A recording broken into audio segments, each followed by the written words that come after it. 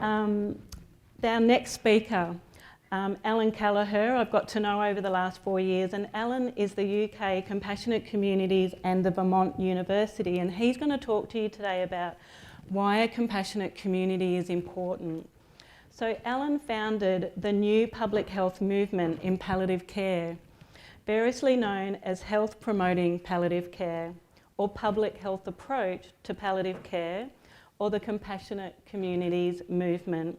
He's also the Associate Director of the charity Compassionate Communities UK.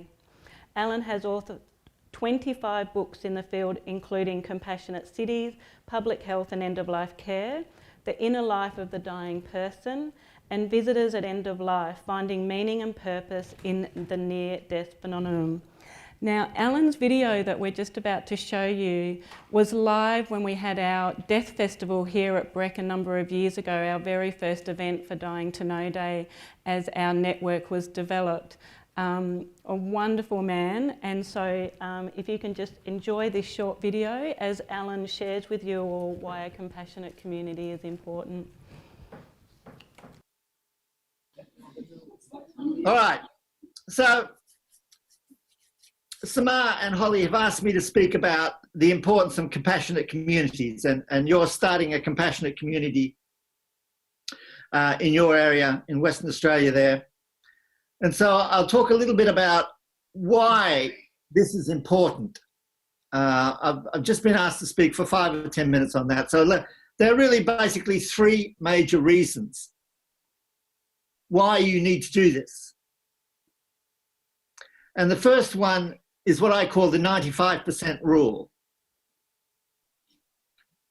Less than 5% of the time that a dying person spends or a grieving person spends is spent in front of a doctor or a nurse. 95% of the time a dying person spends, they spend alone, or with family, or with friends, or their animal companion, or with their TV, or with the internet. That's where the bulk of time is spent by dying people. And it doesn't matter if they're inside a hospital or in their own homes. 95% of the time they spend with that group of people I've just mentioned.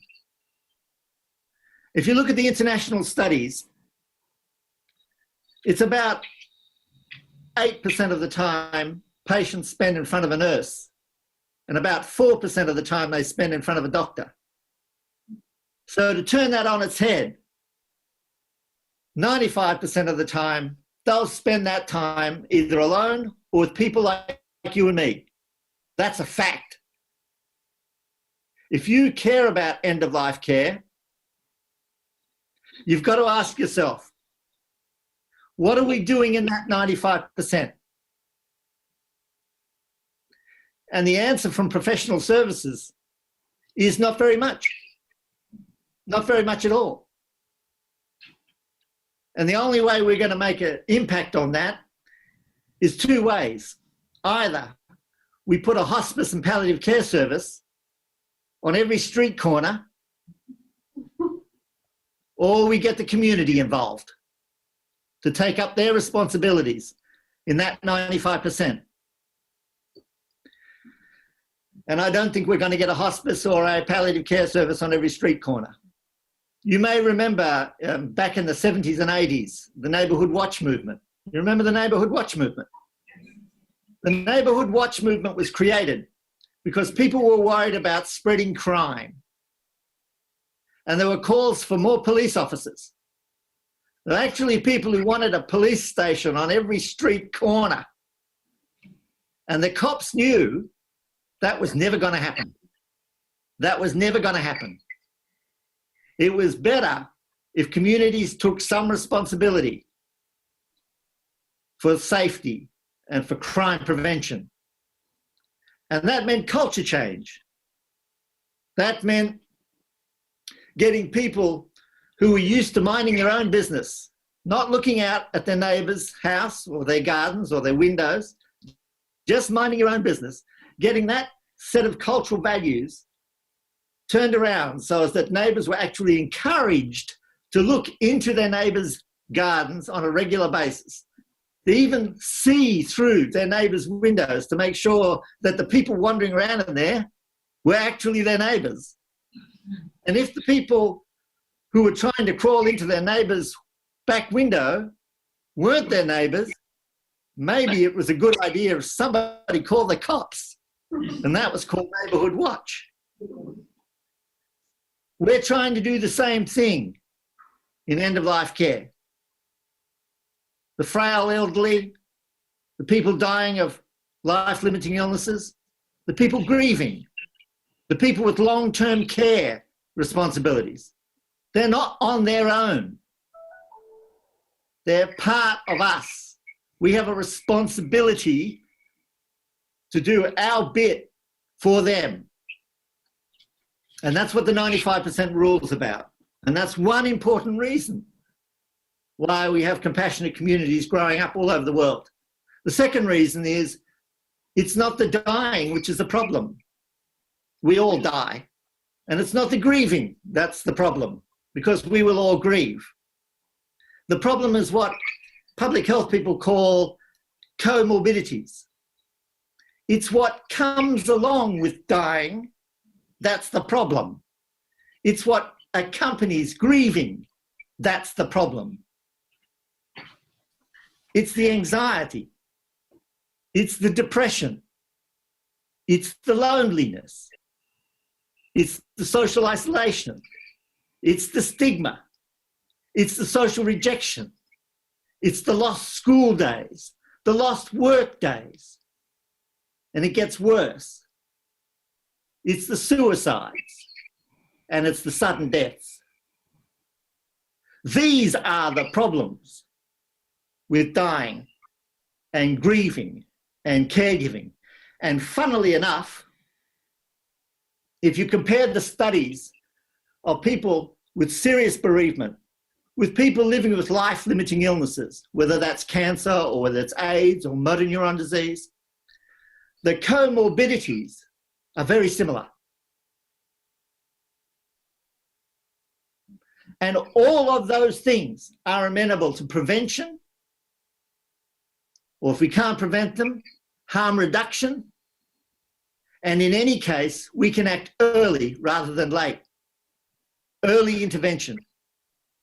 Our watchwords in compassionate communities all over the world is what we can do, what can we do around prevention and harm reduction of these things which commonly accompany dying and grieving and long-term caregiving. What can we do about the depression? We don't want to send people in for medication or counselling. Most people don't need medication or counselling. They need support. They need support. They need friends, or they need better friends. They need co-workers, or they need better co-workers. They need their fellow students and teachers, or more informed students and teachers. They need us. They need a compassionate community. This is not some vague word about feeling kind. This is a practical set of strategies that come from us. They come from our neighbourhood. They come from our schools. They come from our workplaces and trade unions. They come from our churches and our temples. They're everywhere where we are. And when you're living with a life-limiting illness or grieving, they're everywhere where you are. In healthcare today, in every speciality, they have this public health component. There are community initiatives everywhere. End-of-life care is the newest kid on the block, and it's come late to these insights. But if you go to a cardiologist, no cardiologist believes that seeing him or her as a cardiologist is the last word on heart health. In fact, cardiologists don't think they're about heart health at all. You only see a specialist cardiologist when you have a heart attack or when you have a heart problem. What you're supposed to do is look after yourself.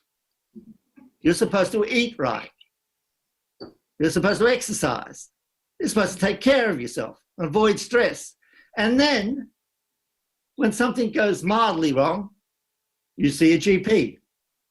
And when something goes seriously wrong, then you might need to see a consultant, a specialist. And that's when you beat a path to the cardiologist's door. Nobody in trauma medicine thinks that they're about accident and emergency. Nobody in casualty thinks that. You go to casualty when things go wrong. You expect buildings to be put up safely, that the building that you're now sitting in is not going to fall down upon you because there are health and safety laws governing buildings. When you ride a bicycle, you should be riding a bicycle with a helmet. And you know why? When you go to the supermarket,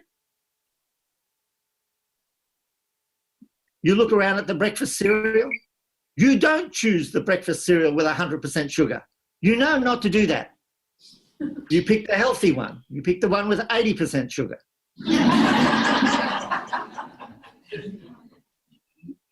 You know you're supposed to wear your bicycle helmet. You know you're supposed to wear your seatbelt. You know you're supposed to wear a condom. Some of you like to wear all three at once.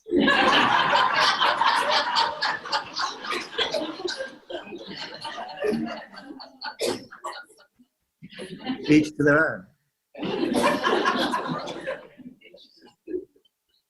The question you've got to ask yourself is, what are the end-of-life care equivalents? What are the end-of-life care equivalents? They are in our neighbourhoods. They are in our schools. It is insufficient. It's a 1950s fantasy to think that end-of-life care is just about the local hospice or the local end-of-life care palliative care service or the bereavement counsellor. The bereavement counsellor is not our first line of support. Our friends are our first line of support. Our family, our dog. We need to learn to use that more systematically. We need to be systematically involved. We need policies to help shape these things. We need to be engaged. We need to become not just healthy communities. We need to become compassionate communities. That message has spread quite rapidly now through Europe and Britain and Canada and large parts of Asia. I'm very pleased that it's growing again in Australia, my home country. And I'm glad that you have all come together to help pioneer this in your area. I think that at the end of the day, if you're interested in quality of care and continuity of care, if those things mean anything to anybody, it means a strong and efficient partnership between what we do in the community, in the neighbourhoods, in the trade unions, in our workplaces, in our newspapers, in our internet, in our social media, in our art galleries, in our football clubs and cricket clubs, in our churches, in our mosques. The work we do there, in partnership with our health services, that partnership, if and when it works, will produce the best end-of-life care you can have and maximise the chances that everyone will have a death and a dying and a grieving with the best support they can get in the 21st century. Thanks for coming together. Thanks for listening. And thanks for volunteering in the next 10 or 15 minutes.